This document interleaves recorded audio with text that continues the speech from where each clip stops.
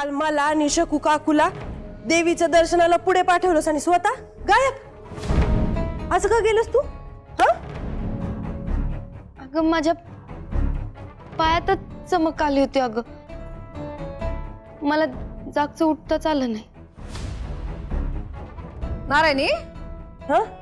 तिथं काय ग गप्पा मारत बसलीस? तिथे तो राया कधीचा कोकलतोय. त्याला डबा दे जा. नाही नाही, जाते.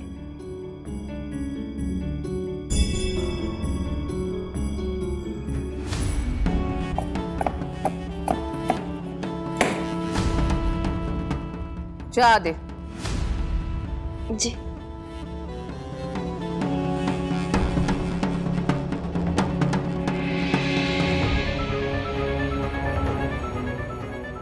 तू नारायणीला सांगितलं असतंस का मी तुला मंदिरात येण्यासाठी मनाई केलीये तरी चाललं असतं.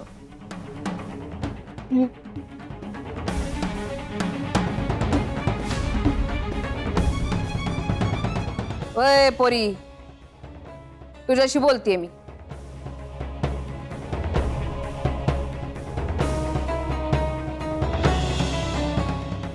तू माझी सूनस. महाराज, या टीव्हीवरच्या डिबेटनं अगदी वैताग आणला हो. म्हणजे अगदी नको नको करून ठेवलंय. मला सांगा, आपण या दोघं भावांमधला कलगीतुरा बघायचा का? दुर्दैवी आहे अगदी. आणि त्यातही महत्वाचं काय, तो दोघेही माझे विद्यार्थी.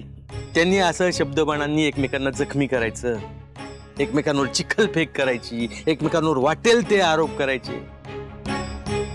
अजिबात मनाला पटत नाही महाराज.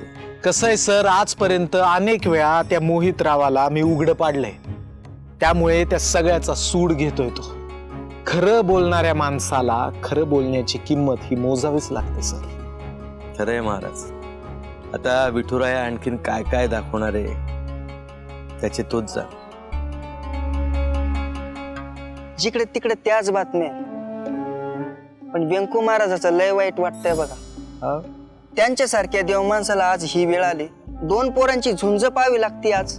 बघा ना, ज्या विठ्ठूच्या वाडीत आधी दिग्रसकरांच्या कीर्तनाची चर्चा व्हायची, तिथं दिग्रसकरांच्या 2 भावांच्या राजकारणाची आणि भांडणाची चर्चा व्हायला लागली. पण हे चुकीचं आहे ना खाशाबा.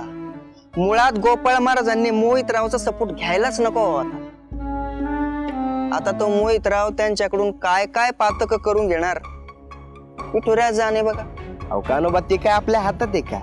आपण फक्त आहे ते बघत राहायच.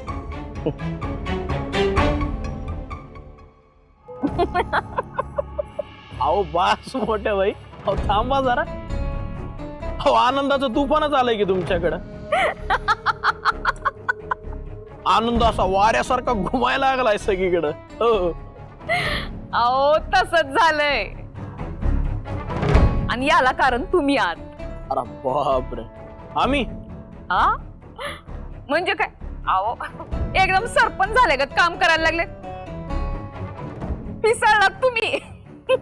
हिसाबात मोठ्या बाई, हिसाबात नाही, हिसाबा बाहेरचं बोलणं होतं. नाही नाही तसं नाही. एकदम आनंद झाला ना म्हणून जरा जास्त बोललं गेलं. इतकं काय चिडायला झालंय, चिडक्या बिब्यासारखं. अहो खरं तर मला तुमचं कौतुकच करायचंय. हे डिबेटचं तुम्ही काढलं ना, एकदम भारी होतं. कमाल आहे मोठ्या बाई तुमची. अहो स्वतःचा पोरगा तोंडावर पडणार आहे तरी असं बोलता. मी टीम साठी काम करते आणि टीम आपली आहे. ते तर आहेच हो. आणि हा, ती डिबेट वाली आयडिया आमची नाही बरं. ती दिग्रसकर घरातूनच आलेली आहे. हो म्हणजे डॉक्टर गोपाळ महाराज त्यांच्या डोक्यातलं पिल्लू आहे हे. असं का? कमाले पण. अहो म्हणलं होतं ना, चोट खाया हुआ अशी खूंखार होत आहे.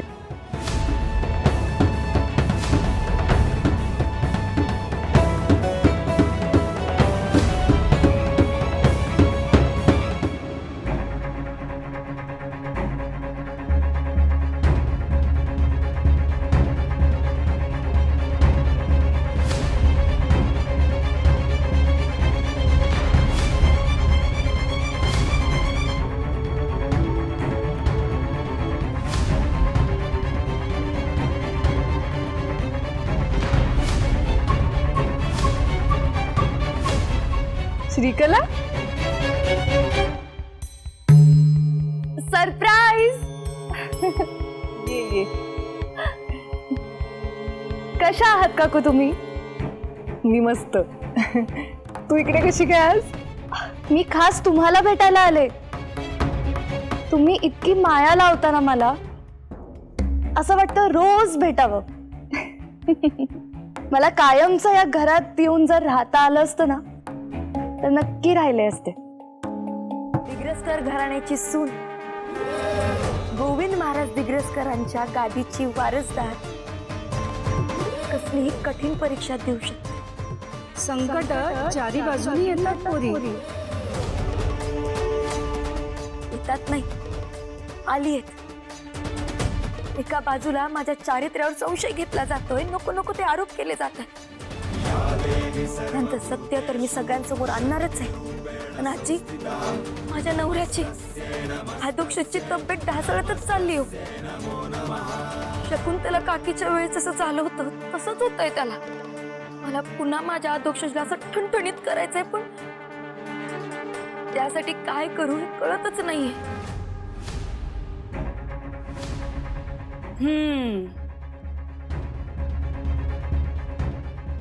देवी आईची नवरात्र आहे.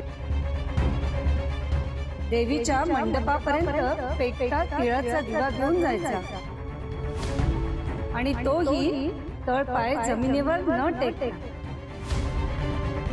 असं केलं तर देवी आई सौभाग्य राखते असा आमचा विश्वास आहे. माझं कुंकू मी असंच राखलंय. नवस सोपा नाही ना पोरी, तुला जमेल असं मला वाटत नाही. आजी, सावित्रीनं यमाच्या दारापर्यंत जाऊन सत्यवानाचे प्राण परत आणले होते. इथे तर फक्त आई समोर दिवा लावायचा. पण एक विसरू नकोस, तळ पाय जमिनीवर न टेकता. म्हणजे गुडघ्यावर चालत जाऊनच ना? पण सोपं नाही ते. यामुळे जर माझा आदोक्षज बरा होणार असेल ना तर माझ्यासाठी या वेदना काहीच नाही. एकदा बोलल्यावर मागे फिरता येणार नाही. पण मी हा नवस पूर्ण करायला तयार आहे.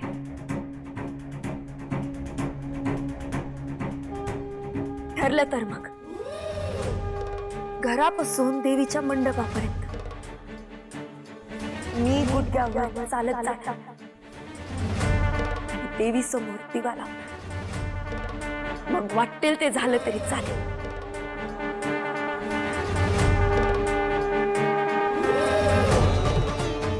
इंदू, काय ग, कोणाशी बोलतेस? अहो मी त्या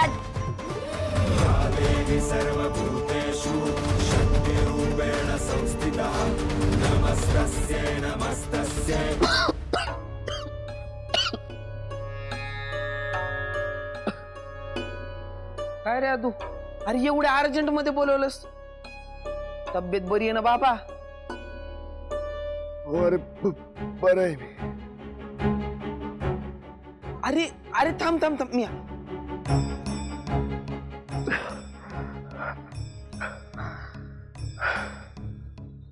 आदू. अरे नेमकं तरी काय झालं होतं? अरे ते डॉक्टरांना सुद्धा सांगता नाही आलं तर मी काय सांगणार.